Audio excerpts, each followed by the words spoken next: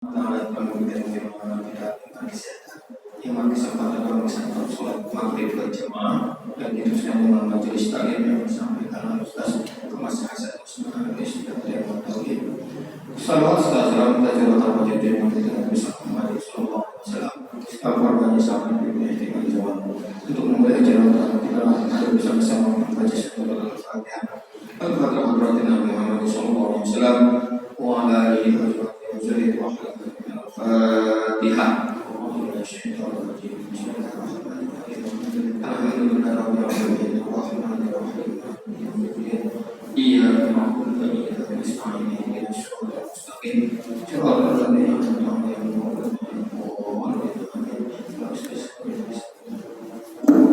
Assalamualaikum warahmatullahi wabarakatuh.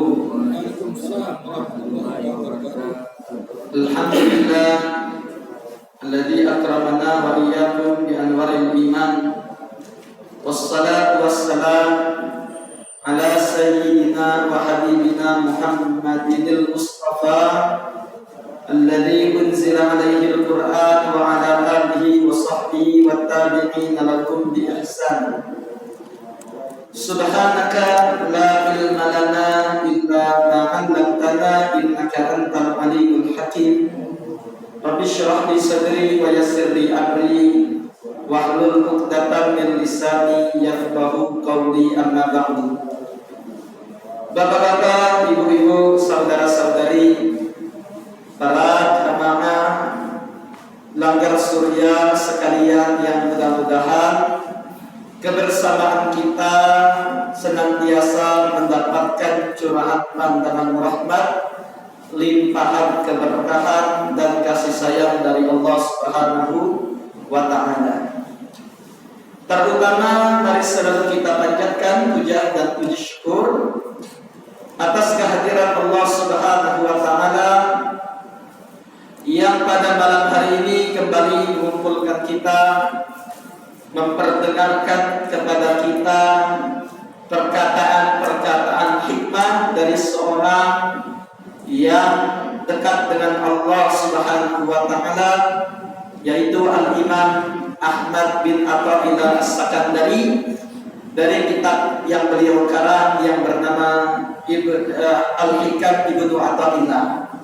Tentunya kita berharap dengan apa yang kita baca mempertebal keimanan kita, meningkatkan kualitas ketakwaan kita, dan menjadikan kita semakin istiqamah dalam mempersembahkan ibadah terbaik kepadanya, sehingga kita harapkan dari Allah keridhaan di dalam kehidupan dunia ini, terlebih lagi keridhaan dari Allah di negeri akhirat yang dilambangkan dengan surganya. Amin ya rabbal alamin. Salawat teriring salam selalu tercurah kepada junjungan kita Nabi besar Muhammad sallallahu alaihi wasallam beserta para keluarga, sahabat, kerabat dan seluruh pengikut-pengikut beliau hingga akhir zaman.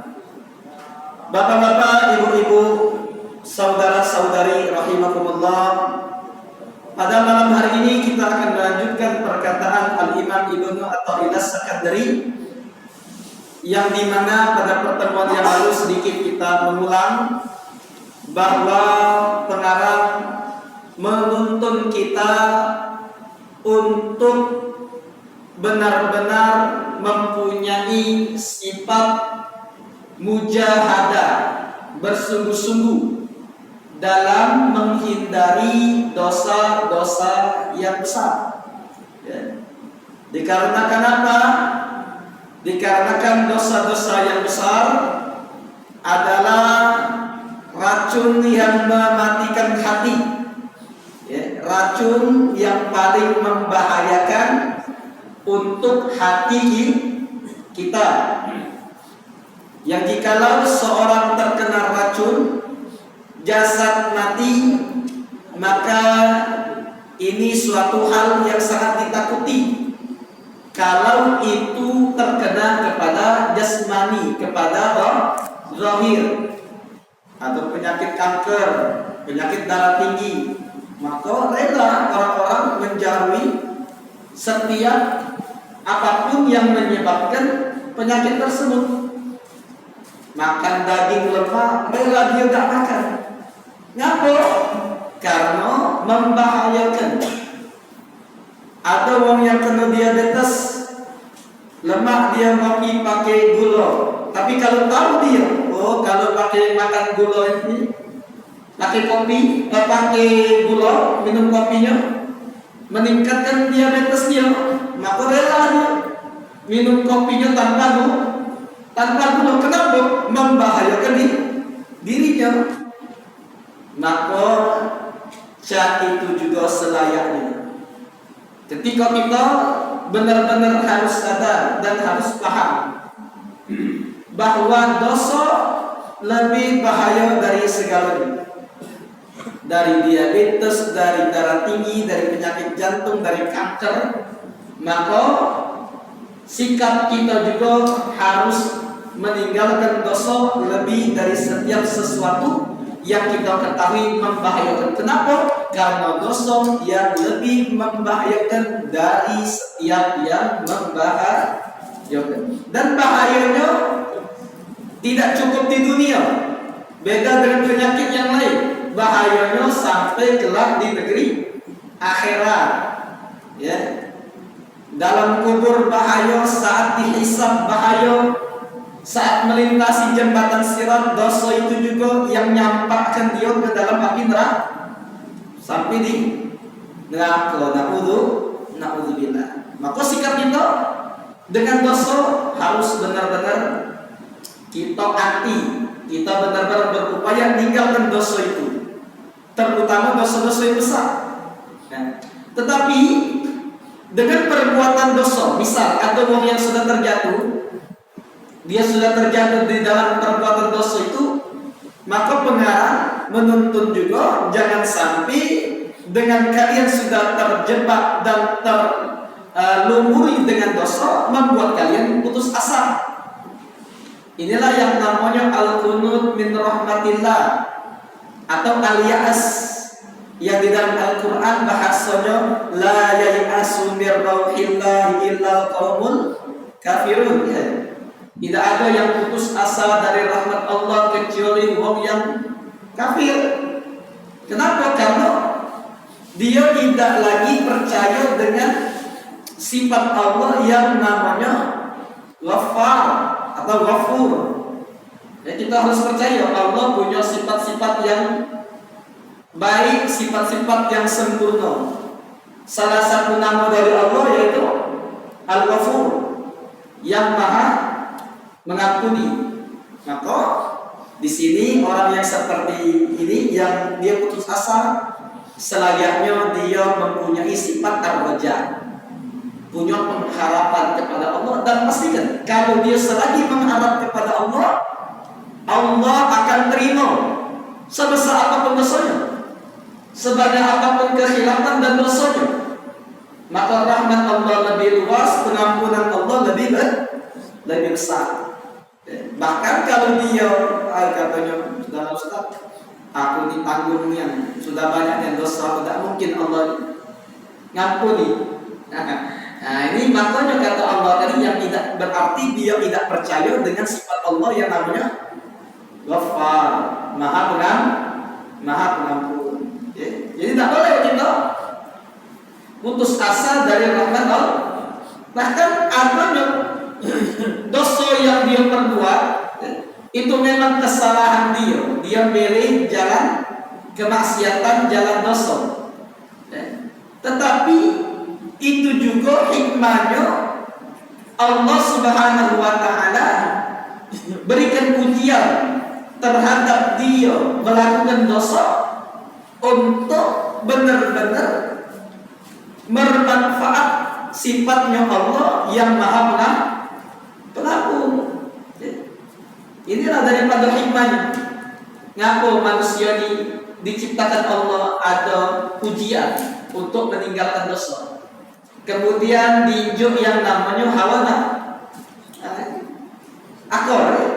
Ada dosa, ada hawa nafsu. Ya biar berguna. Sifat Allah yang namanya Ghafar tadi. Misal bisa baik kata Allah, aku jadikan seluruh taat galau kecil bacaannya. Ya. Seluruh hamba dari zaman Nabi Adam sampai dia tibanya hari kiamat, muslim galau, beriman galau, taat galau, ke masjid kelanggar galau, baca dah Allah jadikan baca dan tak kati yang mustahil bagi Allah. Tetapi kok ngapur Allah Subhanahu wa ta'ala ciptakan dosa dan ciptakan hawa nafsu. Nah, inilah gunanya biar hamba tersebut suatu saat nyadar bahwa dia adalah seorang hamba. Dia hanyalah seorang hamba yang berada di kekuasaan Allah Subhanahu wa ta'ala. Sehingga dia dengan menyadari telah berbuat dosa, buat salah, kemudian dianjurkan untuk dia minta ampun dan merendahkan, menghinakan diri di hadapan Allah yang menciptakannya, yang maha mulia. Inilah harus disadari. Biar hamba ini menyadar diri. Coba misalnya taat kalau bisa baik dengan tidak pernah melakukan dosa, dia taat terus, ada sifat ujub, sifat apa? Sifat bangga dengan diri sendiri. Inilah yang dilakukan, dialami oleh iblis. Iblis tidak pernah merasa yang namanya buat dosa, sehingga karena dia tidak pernah merasa buat dosa, kesalahan, dia katakan kepada Allah, ana khairun minhu, aku lebih baik daripada Nabi Adam. Kenapa? Ternyata dalam tafsir disebutkan iblis ini tidak hati sejengkal daripada tempat di surga maupun di langit kecuali iblis sudah sujud di sana. Dengan sebab itu dia tidak pernah melakukan dosa sebelum dia takabur, sebelum dia berbangga diri, tidak pernah berbuat dosa, sehingga dia merasa, aku ini dicintai oleh Allah. Dari langit dimasukkan Allah dalam surga, bebas diri sana. Dalam surga dia ibadat kepada Allah, dia sholat, dia sujud, sehingga merasa tambah, berarti aku di bumi ini yang masih katai. Kalau dalam bahasa Tagalog, tak kati orang seperti aku. Nah, Allah tak pengen. Maka dari itu penyakit hati yang namanya bangga diri, yang merupakan hasil dari dia tak pernah buat dosa, merasa dia mulia, ini nyabisi pahala dia selama dia belum melakukan dosa itu, dari awal sampai akhir, kecil maupun besar.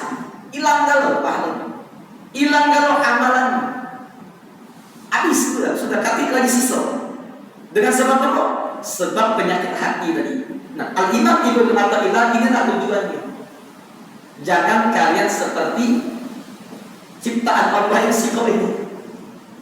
Kalian berbuat pahala, berbuat amal yang baik sebanyak-banyaknya, tapi jangan kalian lupa bahwa di zaman dulu ada makhluk yang lebih banyak pahala, lebih banyak amalannya daripada kalian.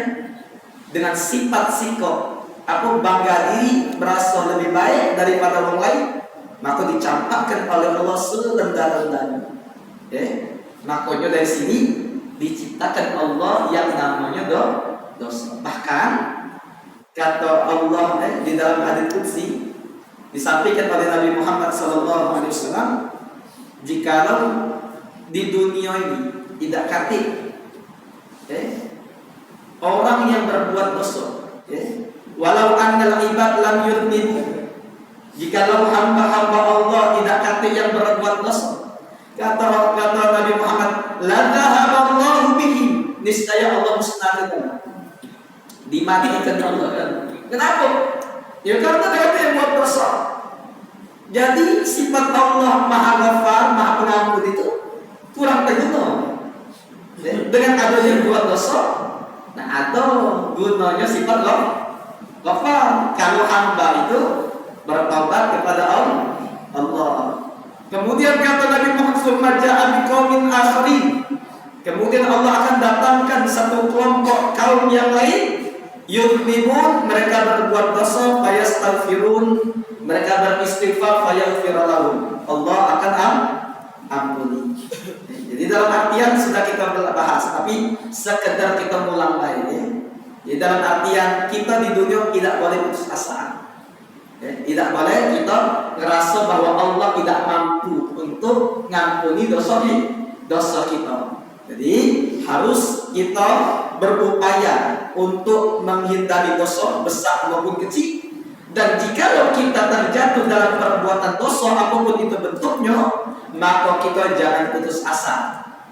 Kita berhusnudzon sama Allah bahwa Allah pasti akan ngampuni, tapi dari kita juga harus benar-benar punya tekad kuat untuk meninggalkan perbuatan maksiat. Aman betul. Yang penting kita sudah tobat dengan segala syaratnya. Kita punya tekad tidak balik lagi. Kita juga punya penyesalan atas perbuatan dosa. Kita juga jauhi perbuatan maksiat itu. Maka seperti kata para ulama, inilah taubatan nasuha. Tinggal setelahnya kita berhusnudzon, insya Allah pasti Allah akan mengampuni dosa kita. Sehingga kita termasuk orang yang berbuat dosa, kemudian dia taubat, dia sudah masuk dalam maqam hamba yang dicintai oleh Allah dengan firman-Nya, innallaha yuhibbut tawwabin wa yuhibbul mutatahhirin. Sesungguhnya Allah itu mencintai orang yang taubat dan mencintai orang yang mensucikan diri. Baik yang muslim berbuat dosa atau dia kafir, yang dia masuk Islam, lebih lagi dikarenakan kekufuran, kekafiran, ini kan penyebab paling bahaya. Kalau dia mati dalam keadaan kafir pasti masuk neraka. Nah, dengan dia masuk Islam, sebanyak apapun dosanya, sekedar dia mengucapkan syahadat, habis segala dosanya. Makanya beruntung kalau ada orang kafir, non-muslim, tapi dapat hidayah. Sebelum mati dapat hidayah. Dan banyak ini. Makanya kita tidak boleh benci dengan orang kafir, benci dengan orang maksiat, dilarang. Nah Ustaz, zaman itu berarti kita cinta dengan mereka. Cinta harus, walaupun cara cintanya berbeda. Maka orang kafir, orang maksiat, aduh orang minum minuman keras, nampak aduh aku cinta dengan kau, belilah minuman. Bukan itu. Tapi cinta kita berupaya untuk dia berhenti dari maksiatnya. Cinta kita kepada orang kafir berupaya kita untuk dia sebelum mati dia masuk Islam. Tapi kalau kita benci dengan kekufuran boleh, bahkan dianjurkan. Benci dengan kekufuran, benci dengan kemaksiatan, ini sangat dianjurkan. Bahkan Allah perintahkan, tak boleh kita senang dengan kekufuran, dengan kemaksiatan. Dan sifat orang yang beriman, wa karroha, Allah bencikan dalam hati orang yang beriman apa dia itu? Al-kufr wal isyan, kekufuran dan kemaksiatan. Wajib kita benci. Tapi kepada orang yang kafir tidak boleh benci. Kepada orang yang maksiat tidak boleh benci. Harus kita sayangi, kita cintai, dan kita upaya mereka balik sama Allah. Biarkan mereka mati, mereka masuk surga dan terhindar dari api neraka. Dari banyak uang-uang yang semacam ini. Ada kita kenalan Ustaz, sama-sama ngajar di pondok pesantren kami dulu. Dia didatangi oleh seorang anak yang sudah mualaf lama. Dia mengabari bahwa ayahnya pengen masuk Islam, melok dia. Ya sudah, kapan ditentukan waktunya, maka sudah disepakati masuk Islam sesudah maghrib. Maka dibentangkan sejadah anak sama ustaz ini sama keluarganya yang sudah masuk Islam, sudah wudhu kalau abahnya belum nyapur. Masuk Islamnya sudah maghrib. Pikir-pikir abahnya, rugi aku tadi. Apa tidak aku sekarang ini masuk Islam? Aku tak sholat juga. Nah, kan kata apa sudah maghrib. Apa wudhu tidak sah. Aku masuk Islam itu sudah ada macam itu. Apa salahnya? Aku bersyahadat sebelum maghrib, aku mengambil wudhu dan sholat sama kalian. Ya sudah, bismillah. Kalau apa kalian itu, nah kalau sholat maghrib, syahadat itu sebelum sholat, sebelum mengambil wudhu. Jadi bersyahadat lagi dituntun oleh kawan kita dari asyhadu an la ilaha illallah wa asyhadu anna Muhammadar Rasulullah. Akhirnya dia sudah mengambil wudhu. Dia pakai kopiah, seneng kalau keluarganya abahnya masuk Islam. Akhirnya tak sholat, sudah dia sholat melok jadi makmum. Maka ketika seluruh sujud terakhir, setelah sujud terakhir berangkat untuk tahiyat akhir, abahnya tidak berangkat. Sampai imam salam, assalamualaikum warahmatullahi, assalamualaikum warahmatullahi, abahnya masih sujud. Di dalam di tempat-tempat katik lagi, sudah lagi. Alam lemah kata kita. Dia masuk Islam tadi, wudhu pertama kali, sholat pertama kali, pas sujud meninggal. Jadi memang ada katik yang bisa tebak. Wong kafir ataupun wong maksiat cak mano akhir dari kehidupan mereka. Dan kita juga dapat cak tebak. Cak mana akhir dari kehidupan kita yang istiqomah, kita yang kelanggar, kita ke majelis taklim.